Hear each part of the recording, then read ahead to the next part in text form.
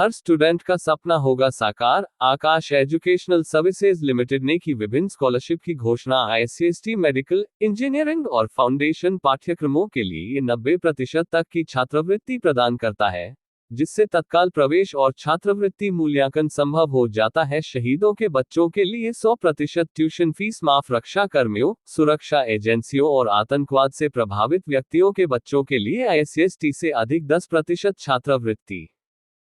2014 से अब तक इस पहल से 75,000 से अधिक छात्र लाभान्वित हुए हैं। नीट या जेईई की पर्टिकुलरली बात करते हैं तो सबके मन में एक आता है कि नीट एग्जाम देना है तो एनसीईआरटी बेस्ड है, और अगर स्कूल में प्रिपरेशन करनी है तो एनसीईआरटी पढ़ना है। तो हमने जो स्टडी मटेरियल डिजाइन किया है वो डिजाइन ही ऐसा किया हुआ है कि वो एनसीईआरटी बेस्ड हो और नीट लेवल की एडवांसमेंट को ध्यान में रखते हुए हमने दो तरीके से चीजों को कंबाइन किया है, एक स्कूल लेवल और एक नीट लेवल। अगर इंजीनियरिंग की बात करते हैं तो फिर स्कूल लेवल और जेईई लेवल, इस तरह से हमारे दोनों पैकेजेस अलग अलग हैं। नीट के अलग पैकेजेस हैं और जेईई के अलग पैकेज। तो ये कॉम्पिटिटिव स्कूल बोर्ड को लेकर के अच्छा सवालों को भी हमने कैसे डिजाइन किया हुआ है कि सबसे पहले 0 लेवल के क्वेश्चन से, फिर first level, second level, third level. लेकिन हर अलग अलग स्कूल का जब बच्चा यहाँ तक होता ना, हर स्कूल के first ranker, second ranker, third ranker यहाँ बच्चे, तो फिर ऐसे केस में आकाश में आकर उसको एक नया कॉम्पिटिशन मिलता है कि अब आकाश में उसको फर्स्ट रैंक लानी है अमंग टॉपर्स। तो अपने अपने स्कूल के टॉपर्स यहाँ आकर के वापस टॉपर्स के बीच में कॉम्पिटिटिव एनवायरनमेंट के बीच में पढ़ाई करते। 25 लाख से ऊपर नीट का एनरोलमेंट जा चुका है अभी एज ऑफ। तो ऐसी स्थिति में लास्ट ईयर ये डेटा बहुत कम था, 21 लाख के आसपास था और ये 25 लाख हो गया।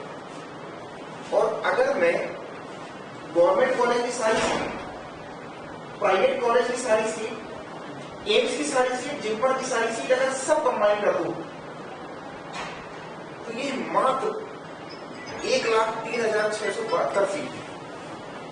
इसका मतलब एनरोलमेंट कितना है 25 लाख और सीट मुकम्मल 1 लाख। तो 25 लाख ऑल इंडिया में एनरोलमेंट हो गए हैं और 1 लाख सीट है। तो पहली बात होता है कि कितना परसेंट मीडियम एक्सेस और अदर इश्यूज, इंस्टेंट रिजल्ट। जैसे कि एनटीए में क्या होता था कि आज टेस्ट होता था, 25 दिन बाद रिजल्ट आता था, तो तब तक वेट करना पड़ता था। अच्छा एनटीए हमारा होता था अक्टूबर में, तो उसमें वेट कर भी सकता था बच्चा क्योंकि टाइम पीरियड होता था। लेकिन अभी के समय में अगर हम देखें तो नॉर्मल कोई भी बच्चों के लिए 90% है, लेकिन कोई शहीदों के बच्चे हैं तो शहीद के बच्चों के लिए ये 100% ट्यूशन फी में वेव ऑफ।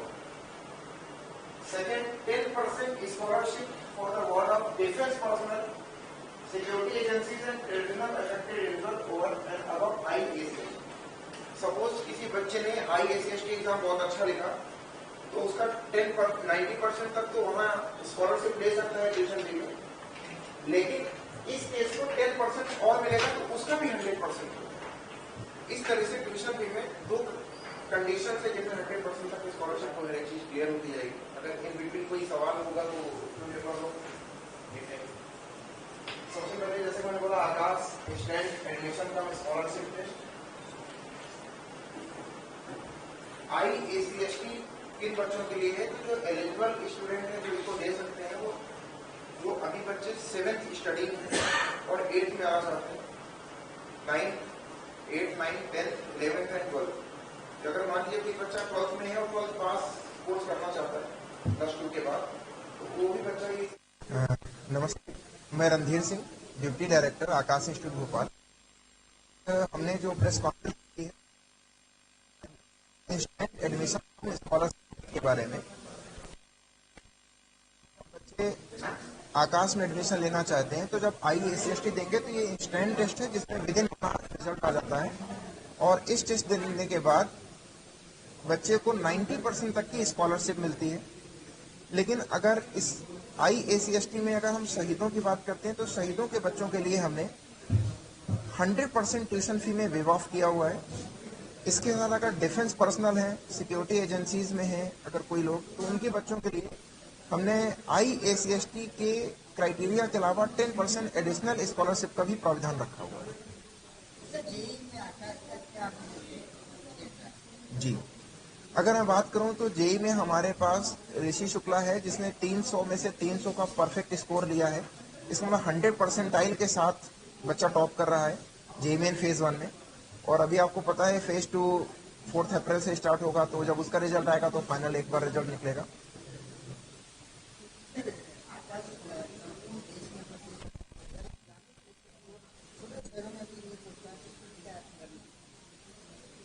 अगर बात करें तो जो जैसे आपने कहा, यस बिल्कुल सही बात है कि देश के हर शहर में, बड़े शहर में आकाश आ चुका है। लेकिन अगर मैं मध्य प्रदेश की बात करूं तो इंदौर, भोपाल, ग्वालियर और जबलपुर के साथ साथ हम बहुत सारी छोटी जगहों पे भी और पहुंच चुके हैं। जैसे हम छिंदवाड़ा में हैं, हम कटनी में हैं, रीवा में हैं, तरी में हैं, सागर में हैं।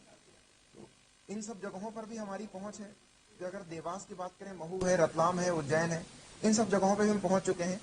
तो छोटी सिटीज की तरफ भी हम जा रहे हैं। ऐसा नहीं है कि हम सिर्फ बड़े सिटीज में भी हैं। बहुत अच्छा रिस्पांस है सर, क्योंकि जैसे अगर मैं बात करूं, छिंदवाड़ा का बहुत सारे बच्चे को मूव करके हमारे पास भोपाल या इंदौर आना पड़ता था। पहले कोटा जाते थे, लेकिन अब कटनी का बच्चा हमारे पास भोपाल आना पड़ता था, इंदौर जाना पड़ता था। लेकिन आज जब हम कटनी में पहुंच चुके हैं तो कटनी और नियर बाई लोकेशन के सारे बच्चे कटनी पढ़ रहे हैं। छिंदवाड़ा की अगर बात करें तो जो बालाघाट है, सिवनी है, उन वहाँ का सारा बच्चा हमारे पास छिंदवाड़ा में आके पढ़ाई कर रहा है। तो उनको जैसे मान लीजिए कि जितनी भी किसी कोचिंग की फीस पड़ती है उससे ज्यादा उनको रहने और खाने का खर्चा पड़ जाता था बाहर जाने का। तो जब हम वहाँ पहुंच गए तो उनका ये खर्चा बिल्कुल नहीं पड़ता।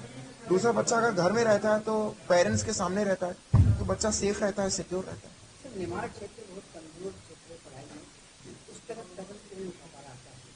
खंडवा होता है, बुरहानपुर है, इस एरिया में आता है। आप बिल्कुल सही कह रहे हैं। जब से खंडवा मेडिकल कॉलेज स्टार्ट हुआ है तो उसके बाद से हमारे कुछ इंफॉर्मेशन सेंटर हैं वहाँ पे खंडवा में।